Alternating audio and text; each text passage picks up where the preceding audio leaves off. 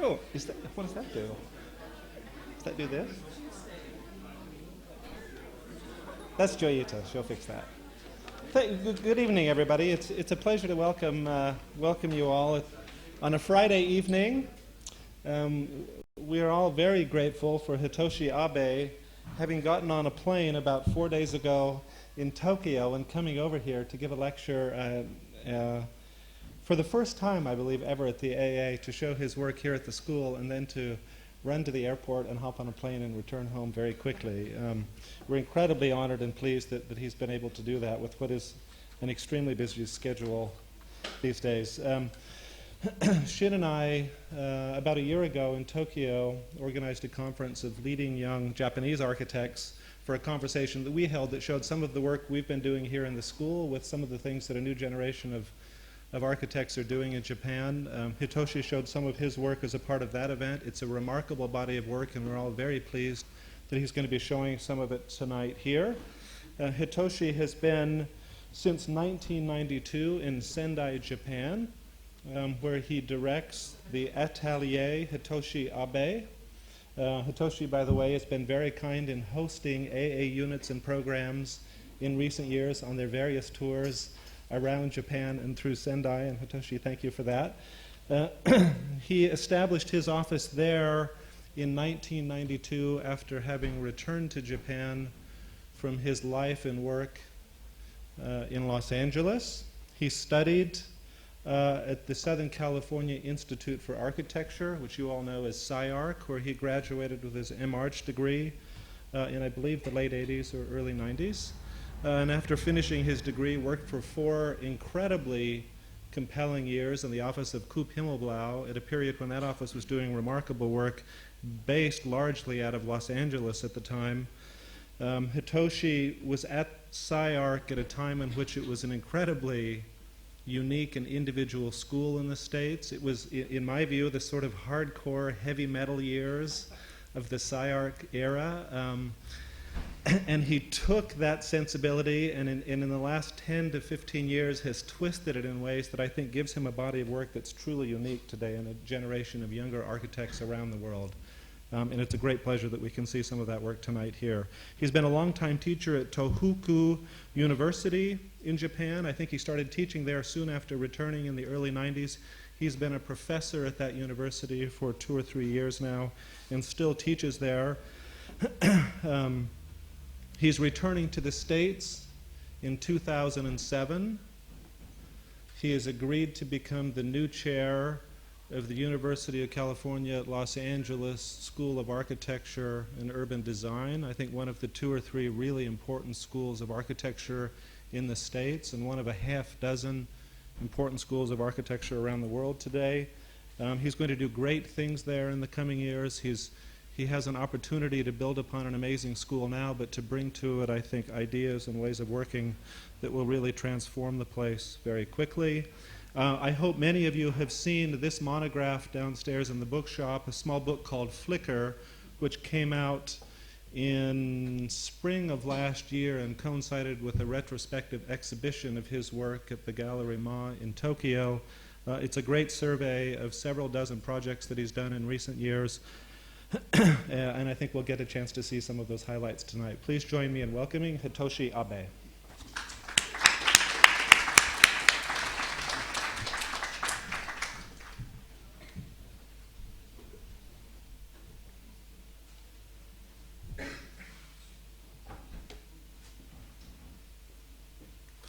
Thank you, Brett. Good evening. I'm very happy and honored to be here and talk about my works at the first time in this country, actually. So that means actually you have to see lots of work starting from my early career. So I just realized that the title of this lecture was Recent Works, but you don't see only recent works, but old works.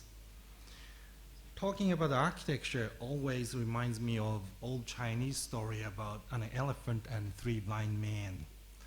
This story is about 3 blind men who had no idea about what an elephant looks like and exchange what they think about an elephant when they first touched an elephant. One man said, it is just like a trunk of tree because he touched its leg. And the second one said, it is like a big fan. And the last one said, no, it is like a snake because they each touch the ear and nose. Like this elephant, architecture is relative existence, which will be redefined according to the situation rather than the independent and absolute existence.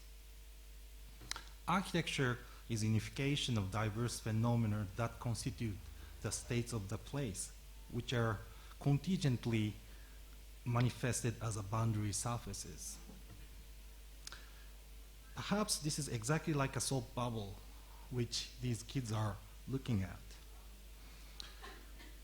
Although a soap bubble defines its outside and inside, its form is simultaneously dependent on the balance between two environments.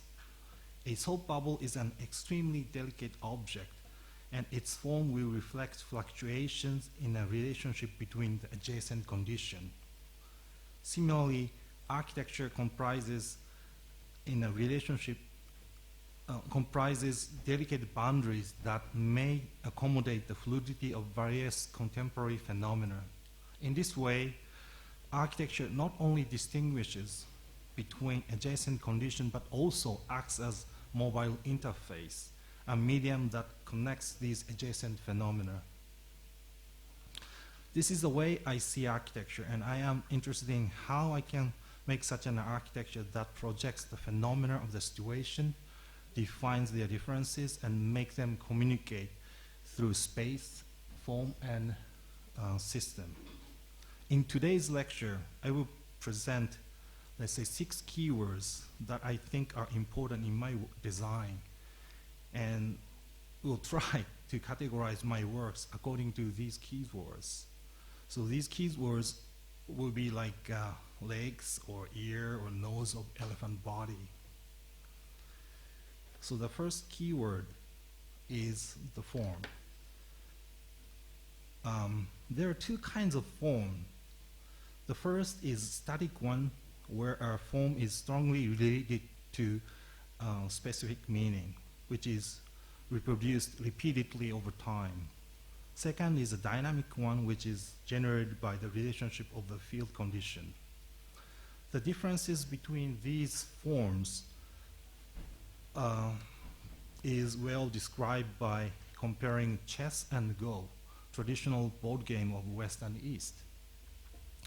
Each element in chess is given their forms according to the predefined functions. There are various forms, but each form is reproduced repeatedly based on a form that is representing a certain role in a relationship. And it doesn't work, and I can't talk. On the other hand, there's no form that is related to the fixed role in Go game. There are only black and white stone in same shape and same size in this old Chinese board game. The meaning and importance of the certain element will be changed according to a situation or arrangement.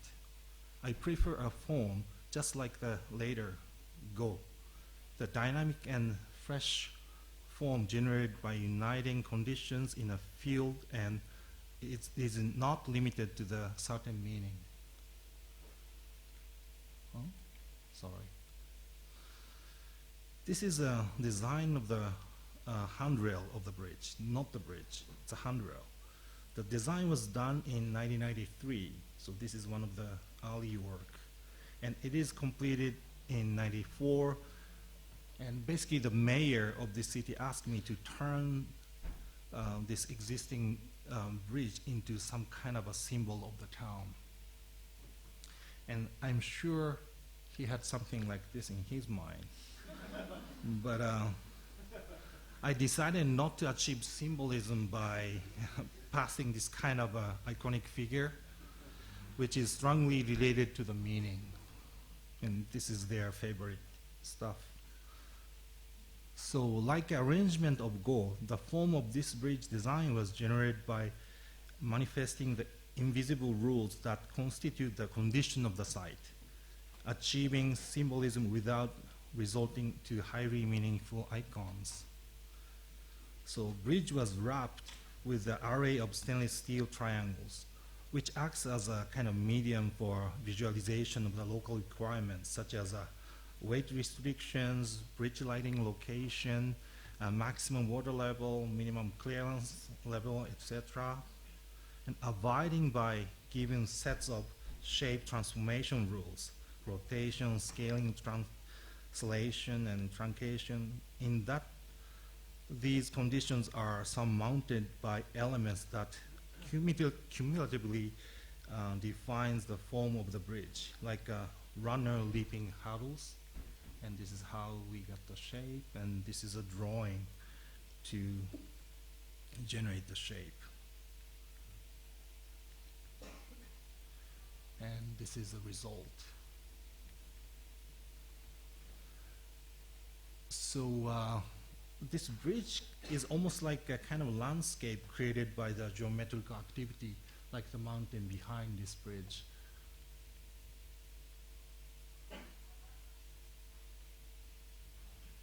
This is a night view. And this is how it is in the landscape. So let's say half of the people really loved this bridge, but the other half really hated it. And so there was a really huge discussion about this bridge, but it's still there. The next project is called the restaurant Neige Lune Fleur. It's a kind of a French restaurant designed in 1998.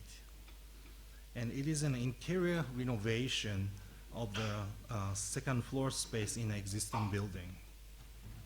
Although this bar only has an interior space, but the owner wanted to have a facade expressing uniqueness of this restaurant. So we proposed a kind of interior facade to enhance the experience of guests walking through the passage to the table. And again, this is a diagram. The functional space, such as a kitchen, bar, restroom, and cash register, have been inserted behind the two walls that constitute the kind of passage, which are also required to be parallel to each other. And it was kind of, how to say, distorted because of the requirement of each space.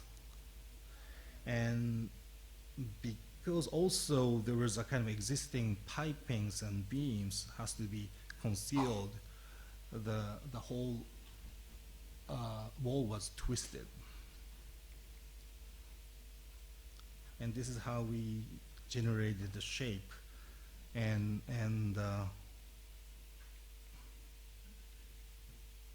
this is a drawing showing how this whole wall was geometrically designed. And this is an entrance. As you walk through, you will experience this kind of a strange space, and then you will enter to the bar area, and here is a seating area. So it's not big restaurant. And actually the restaurant was quite success. There are so many people, and the problem was, you feel already drunk before you start to drink anything. So, but actually the shape of the wall became increasingly complex as a just result of this continuous incorporation of the conflicting conditions, such as the requirement of the space and struggle with the existing structures. So the second keyword is the building type.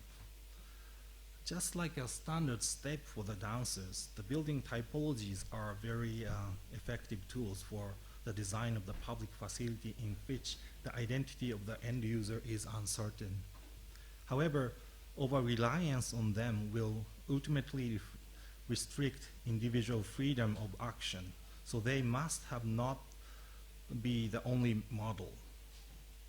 Typologies may be expedient starting point for design, but they are not the end point.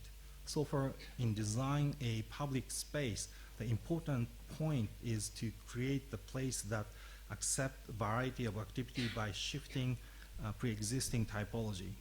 The uniqueness or the vitality in dance can be produced by an improvisation when you get rid of the standard. And this is my very first work, designed in 1992. It is a multi-purpose stadium. Also, it is a stadium for Japan-Korea World Cup in 2002. I had to leave Los Angeles to start my office because I won this project at the competition. And I was so fascinated when I won this competition because I'm a big soccer fan, but I was so disappointed when Japan team lost against Turkey in this stadium, So everybody hated this stadium at the end. But the main concept is the fusion of the landscape and architecture. Since ancient times, the main function of the stadium typology has been to allow the maximum number of people to witness the event they contain, giving them the characteristic of centripetal closure. And additionally, high priority for the building performance at a large-scale event is how to move people safely and according to the planned route. And this aspect has gained even more importance today.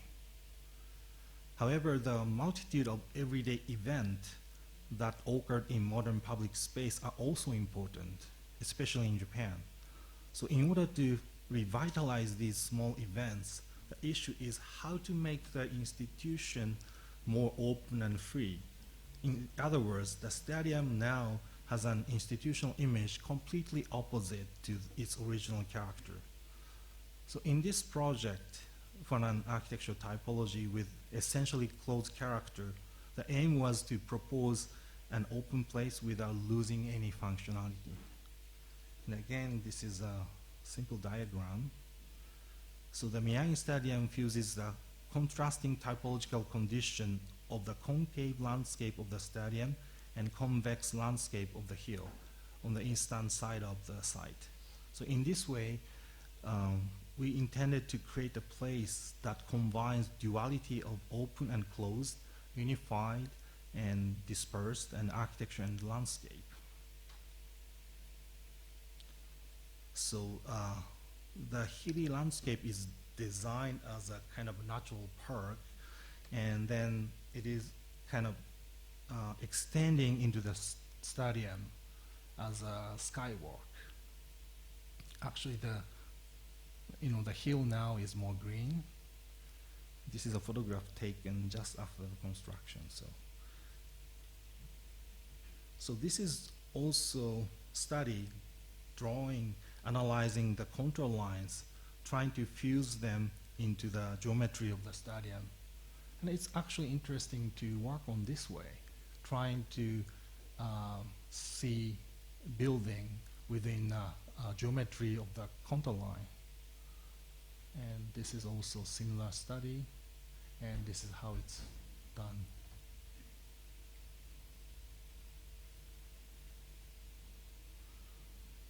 And also, this is a kind of drawing we use a lot to study the shape of the space as a continuative accumulation of the forms. And the whole stadium is designed based on this concept. And this is the entrance way, and you see the huge roof is sticking out from the stadium structure. You see human, so you can see how big it is. Interior training tracks.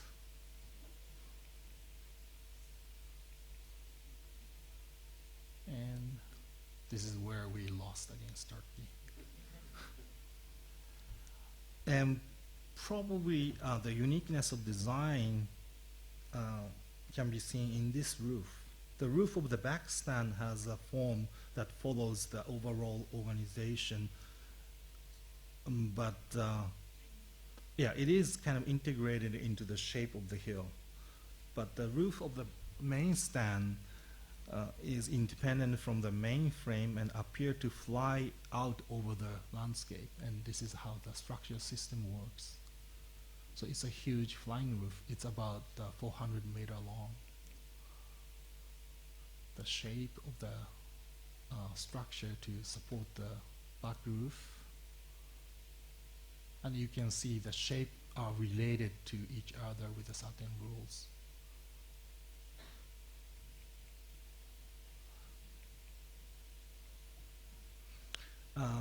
This is the other kind of actually very, very small public project we did in Reihokucho in Kyushu, the southern end of Japan. This is a kind of a small public building fusing auditorium and a community center together for the this small town with a 9,000 population. It's completed 2002. It is very important to define its proper size and proper program in a design of the small public facility like this. In Japan, many public buildings ended up with very expensive to manage, to construct, to maintain, and not to be used so much. So, but the biggest problem is some of them exist disconnected from surrounding community. The aim of this project was to make a compact, high-efficiency box that allows multiple usage. So also I wanted to get away from the way of architecture consists of series of rooms corresponding to each function to solve the program required. So conceptually, we wanted to create a very open box without any division into the rooms, but it is kind of planted the seeds of many different functions. So this is activity diagram. We combine the function of the public auditorium and the community center in the same space in order to increase the spatial efficiency by manifesting each function only when it's necessary. It's very small and actually kind of weird program for Japan. And this is a plan. And again, this is a diagram. The shape of the building is combination of the one big volume where all the main activities are happening, and also the collection of a smaller volume for the various sub-functions.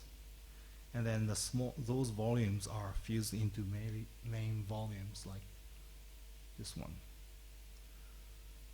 So this is the shape of the building. So the space are enveloped with wooden walls shaped like gills of fish, resulting in a continuous gentle articulation of the single box. Actually, this is a model and it looks like a salmon to me. And this is a drawing showing the structure. Numbers of wooden frames transforming their shape gradually are standing at the intervals of 90 centimeters in order to create this kind of complex shape. I am also always interested in the form of the space that one principle generates by projecting the variety of the conditions. And some details, and this is some corridor between the auditorium and the outer skin. This is a multi-purpose space located between the auditorium and the community center space. The wall of the auditorium can be open like this.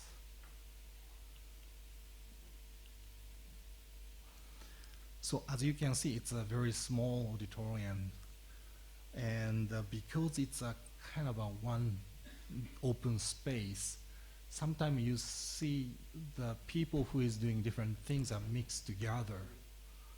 And but this, but that kind of mixture of the function gives some kind of interesting vitality to the local kind of activity like this one.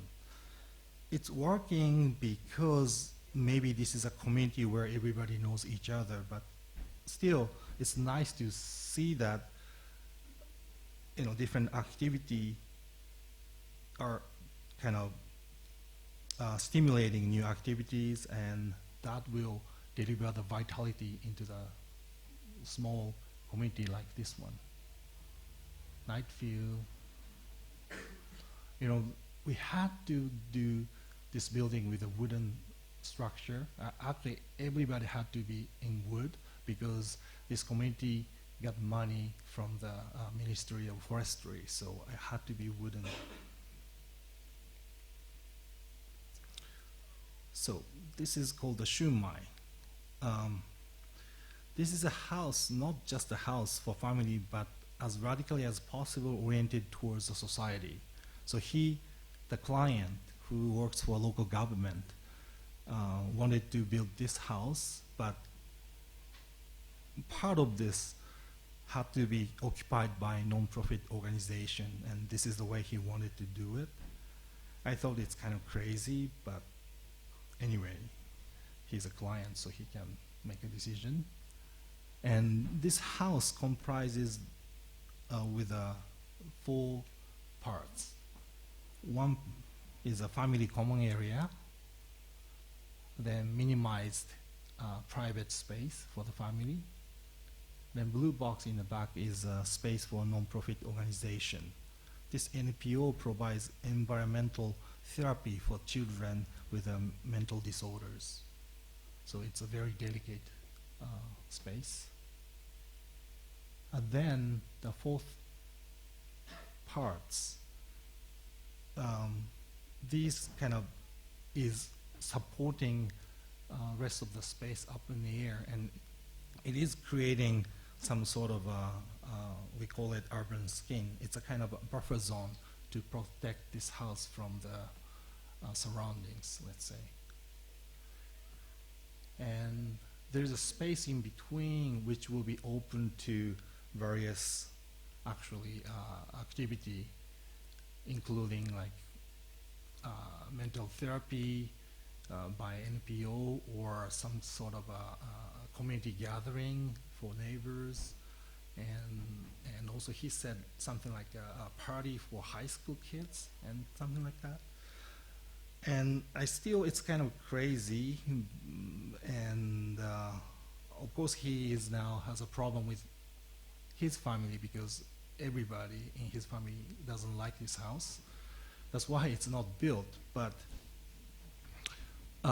it's kind of interesting to see how urban function can be brought into the such kind of private house, or in the other words, actually the house is extending into the city, and it is actually the good example of how modern Japanese house can be. Models and models. And since the house is not built, we did the other house with a similar concept. This is called Whopper, and it's a combination of the children's hospital downstairs and a private house of the doctor. So basically the concept is similar, but it's not so radical. The downstairs is a space for children's hospital, and the 2nd floor and 3rd floor is the residence of the doctor. And basically it's a concrete structure, and the 3rd floor, the volume, is supported from the 1st floor volume, and then there's a space in between, and it's offered to the living area for the doctor. So it's like a hamburger. So this is the entrance to the house, and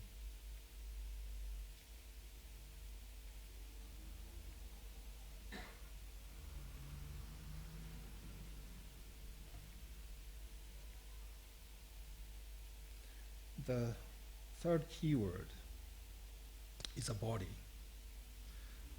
Body is maybe at the present is the only interface for people to directly engage their environment. To perceive architecture through the conceptual filters of institution and a program merely reaffirms predetermined meanings and escalate the difficulty of decoding the meaning of the place through the body. On the other hand, even if the program and context are stripped away, the direct presence of the body form of architecture is sufficient to generate the meaning of place in its dialogue with the body. And this is the exhibition, actually, the Brett just mentioned, we had at the Gallery Ma. And it's titled Body. And when we think about the architectural show at the gallery, there are always models and drawings filling up the space, but those are just a kind of representation of the architecture which is not there. So show reveals the absence of architecture against its purpose. So I wanted to do something different here. So the essential forms, in this case the wall, of the 6 project has been kind of sliced into fragment and detached from the program, texture, scale, and environment. And it was just hanged from the ceiling of the gallery and creating kind of a new space for visitors in this gallery. So this exhibition is not confined to simulation or representation, but it is a place for the direct dialogue between body and form. So you can see fragments of pieces from different projects we've done. Oh yeah, you will see these projects. And these are model also showing actually where these pieces are from. And each model was also sliced into the pieces. So this is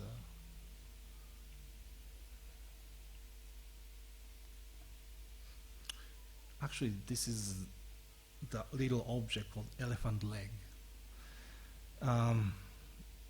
This is an object for the strange show organized by actually Spanish government. They selected 10 Japanese architects and 10 Spanish architects, and we're supposed to collaborate with each other and produce object to represent the architecture. And we're supposed to make a cylinder and cube. And I was collaborating with Manthia and Tunon in Madrid, and what they proposed was this box. And they said, since the people who is working behind the scene is the most important, and that's where the real architecture comes from, so we should present the people or the office.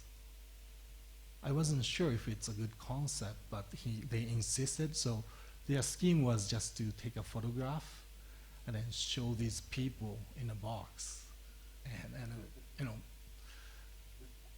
so I had to do the cylinder. So instead of showing something visually, I just made a record of the noise in the office, like me shouting at the people or somebody making a presentation. And instead of just, broadcasting those voice, I used this bone conductor. So in order to hear that sounds, you have to actually press your skull against this bone conductor. Then suddenly you hear the sound generated in your ear. That means in order to listen the sound, you have to hug this object. I like this project very much because it tells that the architecture cannot be just the visual stuff, but that will happen by happen through different medium. And also I like this photograph very much because the human body is somehow fused into the object and creating architecture. So, and also it's a kind of sexy photo. And fourth keyword is soft boundary. The fundamental aspect of architecture design is to define place by drawing boundary line.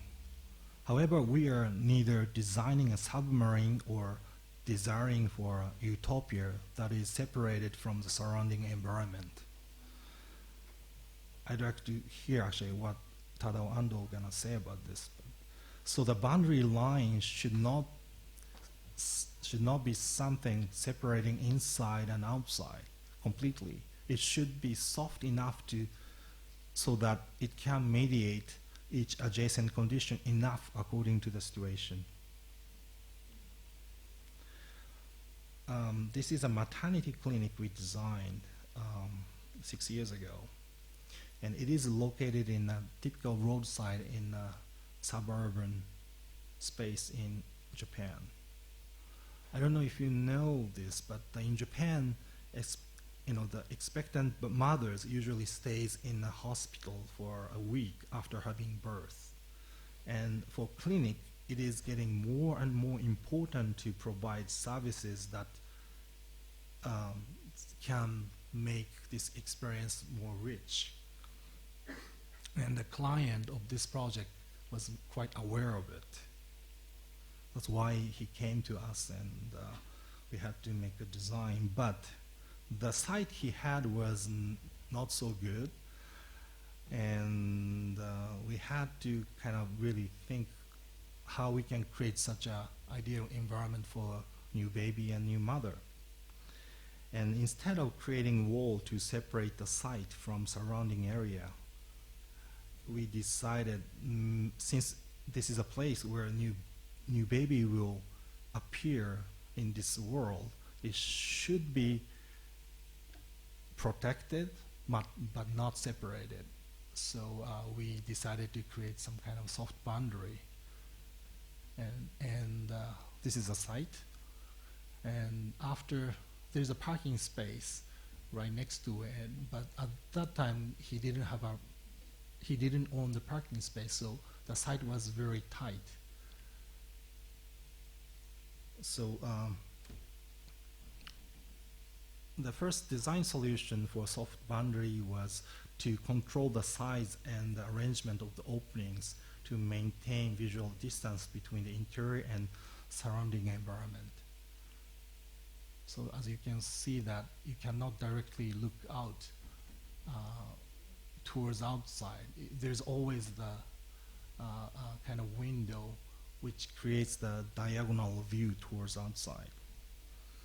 And for a second solution was by using the fact that the upper floor becomes bigger than the first floor, so we can hang the upper floor volume to create some kind of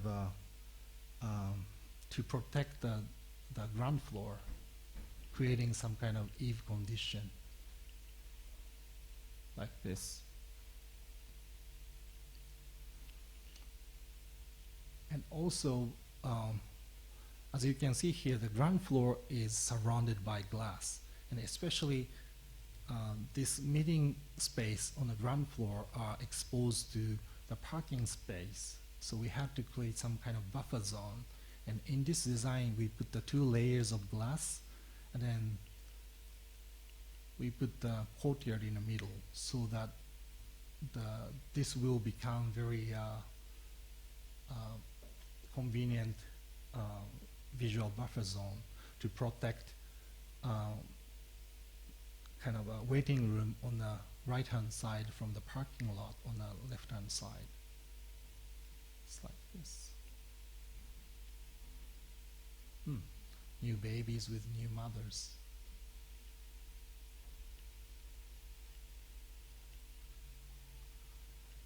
They serves good food, and they have also 3 o'clock tea time, and also they're giving lectures to new mothers.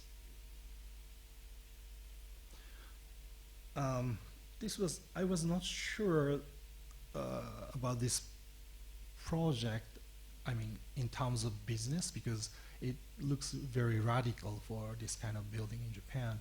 But after 1 year, my client was wearing gold Rolex and driving Porsche or something, so I think the project was a big success for him. This is a small office and a factory for production of the prosthesis, you know, the artificial legs and arms, and completed 2004. You know where it is? That's the one in the middle with a whole bunch of windows. This building enclosed by the typical flagpole site in the center of the city, like this one. And the walls were built tracing the site boundaries while following the building height restriction and achieving a maximum floor area. The structure has no interior columns in order to make a free and flexible space inside. And the exterior structural walls comprises precast concrete panels that were stacked up to each other, and then they were post-stressed. And yeah, it's like this. And then there's an interior glass courtyard hanged from the top, so we put the two beams to support the floor from the ceiling. And this is how structure works. And on this drawing you can see how each panels are tied together with these steel rods. So resulting from the arrangement of the openings, this checkerboard pattern controls the views of disordered surroundings, and it makes boundary very soft so that it separates but it connects to outside. It's a 3-story building, so the windows are located just above the floor and just below the ceiling. This is how it is. And this is a glass cube hanged from the structure, creating kind of a courtyard in the mid-air.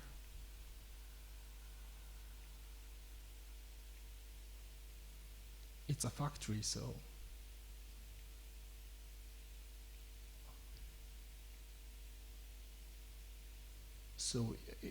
in this photo you can see how window works, and you don't want to look out because it's completely surrounded by ugly buildings.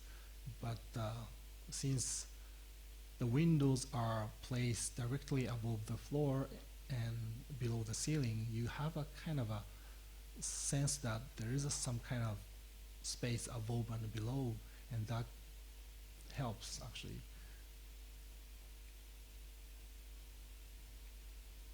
And there's a photograph of the beams, and you can see the floor are hanged from this beam. Interface. So it's called actually deep surface. In order for us to connect with someone or somebody or something, there should be an interface. The interface often takes its form as physical boundaries in front of our body. However, the development of technology expands our body beyond those physical boundaries. If so, the physical boundaries itself can be perceived as a deep surface through which we can communicate with something in distance. I can see kind of another possibility of architecture there. This is the interior of the French restaurant called Albatei. The existing building is located along the Jozenji Street, very famous street because of its Zerukoba trees or because of the Sendai Mediatek by Toyo Ito. So in this project, we inserted interior wall, we call inner wall, made out of very thin steel plate. And actually, in order to inserting such an inner wall, we thought we can connect the ground floor and the first floor very smoothly. And also, yeah, this is the street. Also, I thought we can connect people from outside and inside this way. But it was not enough.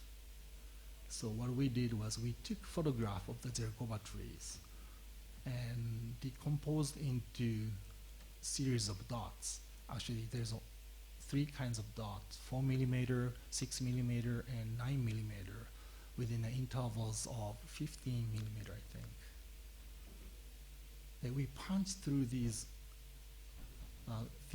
these thin steel plates, and this is a drawing actually how it's shown. Can you see the trees? It's unfolded drawing of the inner wall.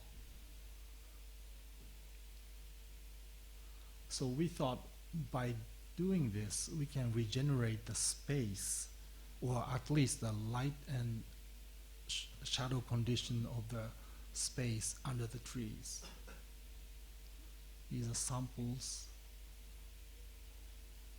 And when I look at this photo, I was kind of surprised because here on the left-hand side, you are looking at the surface of the very thin steel plates, which is about 2.2 millimeter. But if you look inside, suddenly there's a space much deeper than 2.2 millimeter.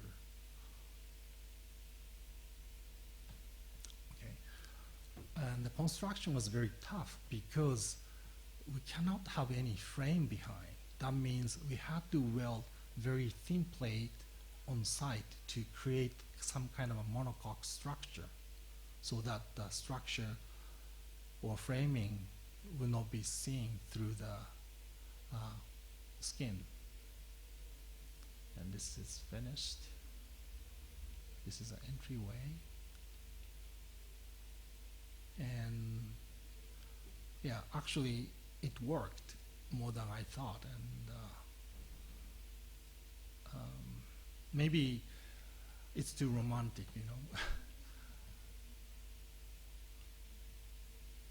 The client really liked it, and what happened now is he is using this space for himself, so it's not open to public.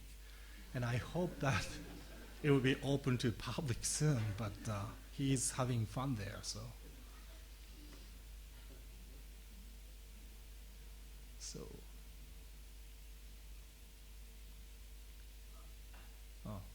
You can, actually in the Christmas season, it's very nice to sit there. This is a very small house. Designed to be sold on the internet.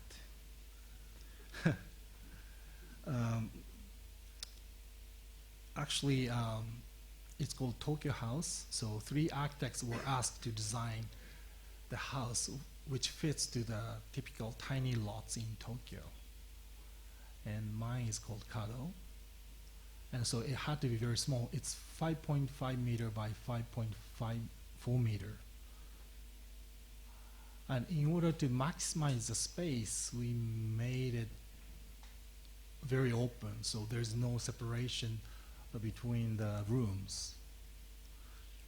But the most important thing in this design was how to make a sense of special openness that contributes to the richness of the life there.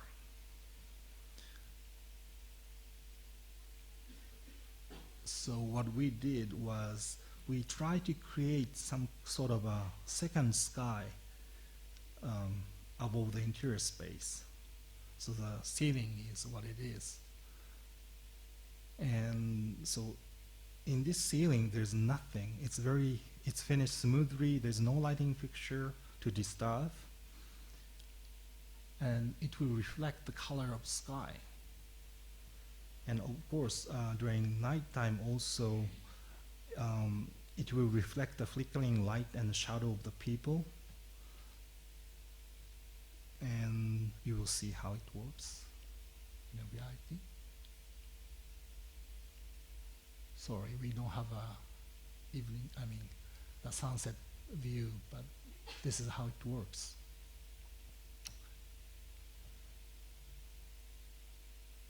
So this kind of effect creates a sense of spatial infinity beyond the physical boundary surface. And right now, actually, there's only one house built.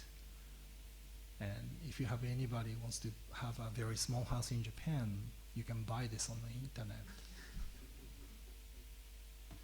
And the last keyword is the form space. I've been inspired by the space that form create, because an overall composition of the space created by form is not governed by external principle, but origins of each space is inherited to each cells, and the relationship between those adjacent cells gives uniqueness to overall composition. And this is a project, only one project representing form space at the moment. It's a gallery for actually private collection. Actually, it's gallery to house only 8 sculptures collected by private client. It is very small, and we thought the gallery to house only 8 sculpture cannot be like a white cube where everybody can place anywhere you want. It has to be well connected to the sculpture to generate very specific place, like a cathedral, let's say, although it's very small. So people can enjoy the sculpture and space at the same time.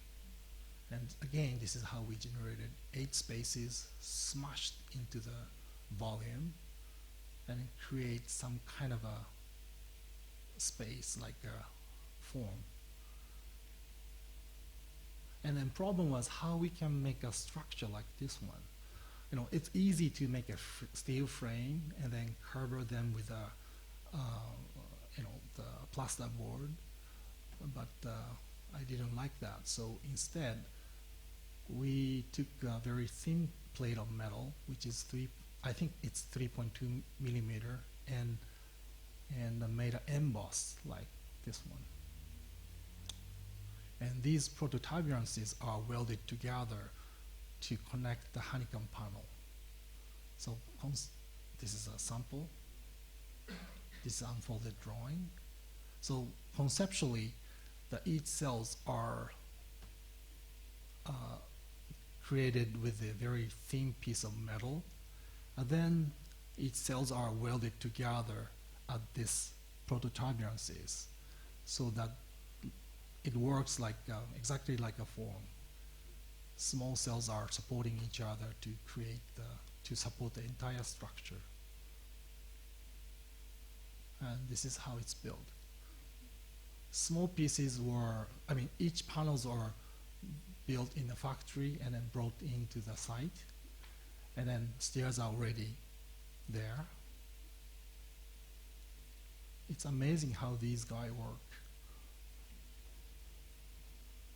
And you can see how thin the honeycomb panel is. The wall thickness is 6 centimeter and the floor is 6.8 centimeter.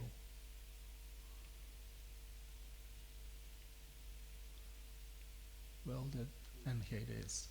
Exterior is finished with cork and steel.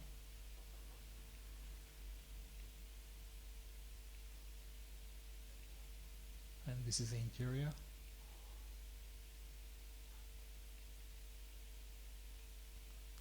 We finished, although everything looks painted in white, but actually we have 3 kinds of white. A very rough white, very smooth white, so that it reflects the light differently. This is one photo, not 2 photos pasted to each other. And this is not the model photo though. It looks like a model, but it's not.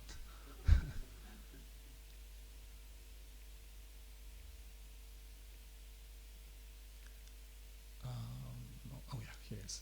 she has very nice sculpture, but you can't imagine the client is actually 78 old, and she was very happy. Actually, I was so afraid to show this model to her because she might say, no, I don't like it, but actually she was excited, and you know, I don't know, actually the age doesn't tell if she is a good client or not.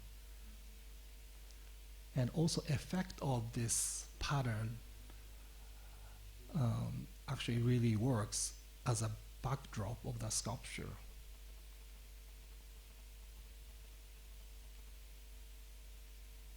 Good sculptures.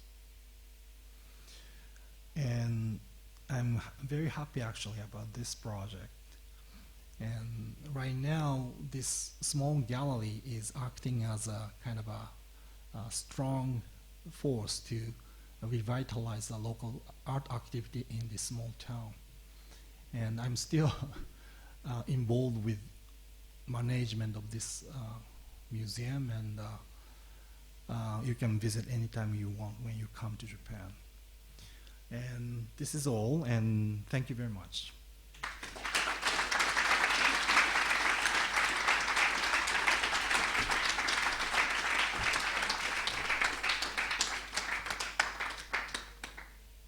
Should we do some questions? Tasha, you want to take some questions? You have a microphone for yourself?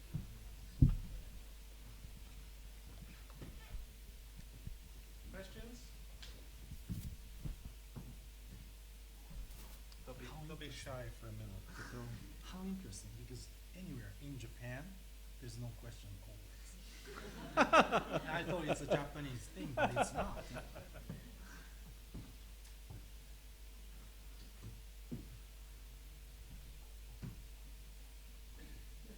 you explained everything. I mean, maybe just a quick question, essentially about the last project, which I think was underway when we visited the studio a couple of years ago. You just started planning work on it. One of the things that looks like has happened in the work, you know, and you've written about it and talked about it many times, the interest with the kind of boundary condition, surface condition, is that it appears as if the surfaces are getting more and more structural. Columns are disappearing, and it's becoming more than just it's becoming more than the spatial separation that I think you were first writing about a decade ago, and it's actually now becoming the tectonic itself. Is it a conscious development, and how do you pursue it in the work? You know, I really hate to say, but I've been very traditional architect. That means I prefer to unite the concept and the structure together. And in that way, you know, it had to be like that. And it's kind of incredible to know these actually people who can really construct such a thing. And actually, it's nice to be in Japan for that. But yes, you're right. I'm very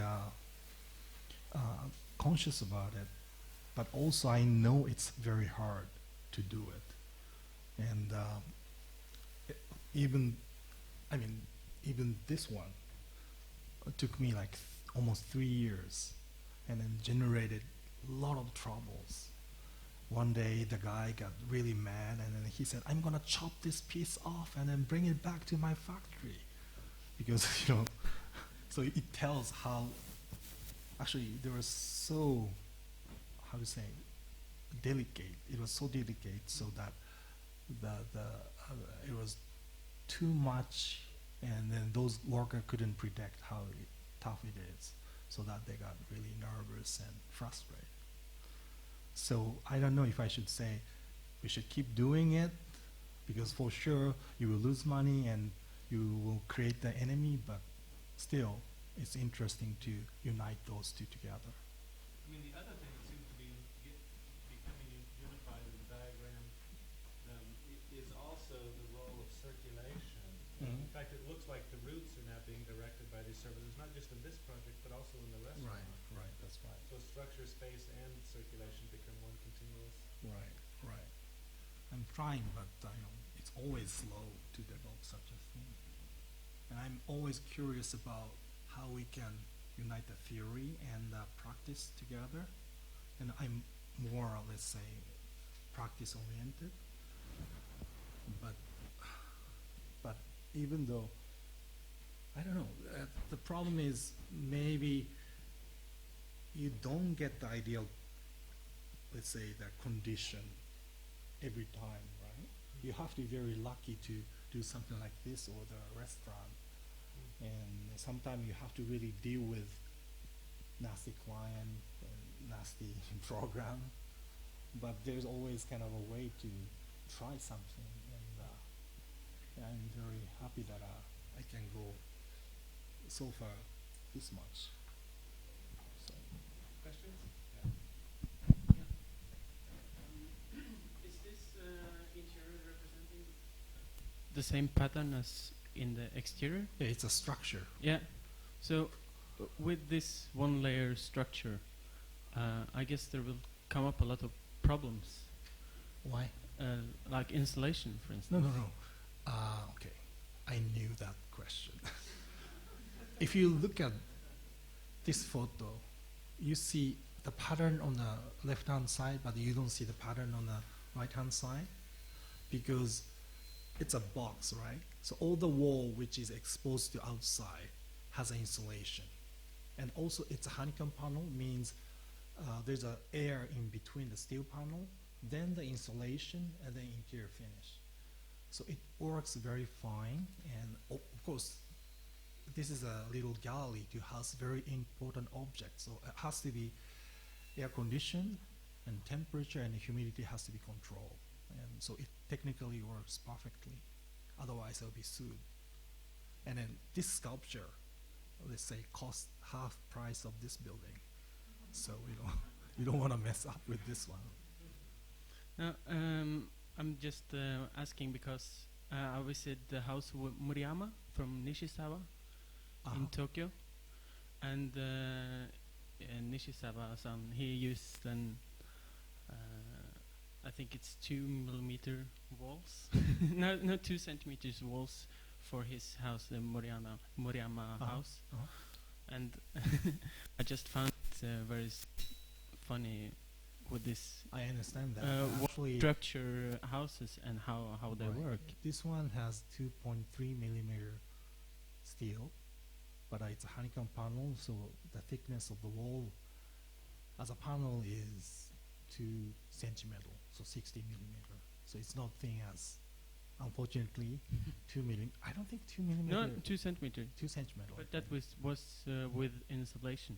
So it will be much heavier than this building. Yeah, probably. Anyway, thank you. Thank you. Other questions?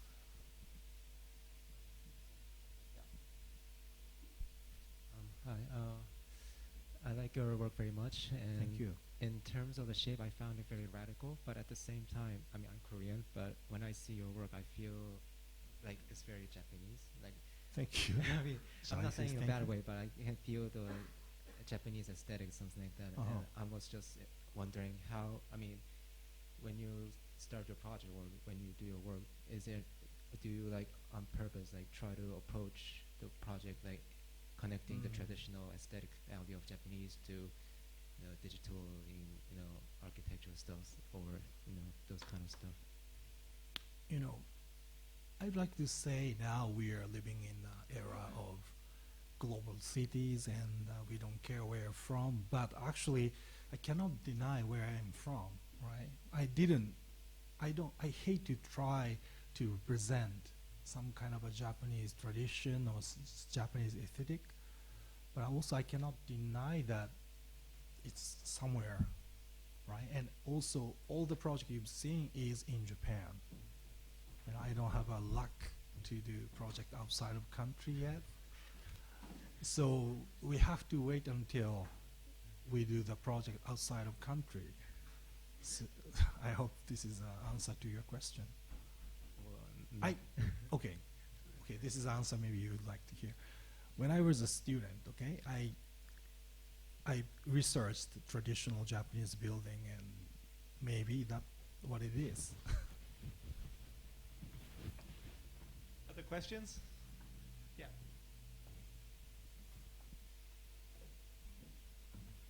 I think the presentation is really. I think the presentation is fascinating. I really like it. I have two questions. One is, do you think architecture or design is sort of generated by many collective ideas? So each time you say you take one idea, you really focus on it and do a building. And the second question is, do you think through this way, say by doing a unique or fantastic individual building, you can give an impact on the city or on the environment? I should answer to the second question. I don't know. Yeah, really, I don't know. I've done, let's say, stadium. Okay, it's well done, I think.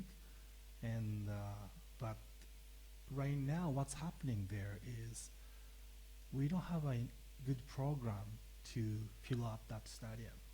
So it's being used, but it's filled up maybe for World Cup 6 years ago. 4 years ago. Then maybe there's a Japanese rock and roll band who can fill up that stadium once a year.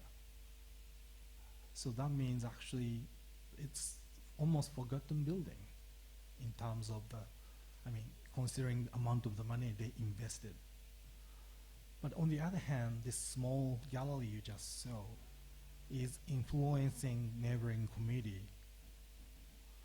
And if we say architecture is only about the object we just saw, then I don't think it can influence anything in the city.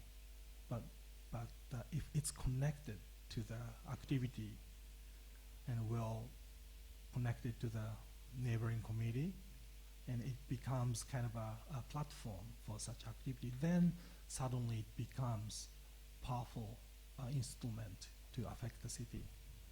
And the big success of the Sendai Mediatek is because it's being used well. And the question is how we can marriage these two. And that's the question we have to really look for. And I don't know yet. And I didn't get well about the first question. As you can see, the way I work produces kind of different objects. I mean, if you look at the work we produce, some projects are really different from the others. That means actually I'm wandering around and I'm very much influenced by the condition of the project, such as the site, client, and I try to actually create some, let's say the medium to connect these different issues in one particular project. So as a result, we get always kind of different things. And sometimes it makes me really wonder, maybe, I cannot be Tadao Ando forever, but that's the way we think. And so I would say I try to, digest whatever it exists in front of me. And right now, that's the way we do. I don't know if it could answer to your question, but. I think we'll stop there. Hitoshi, thanks very much. Thank you very much. Thank you. It was fun.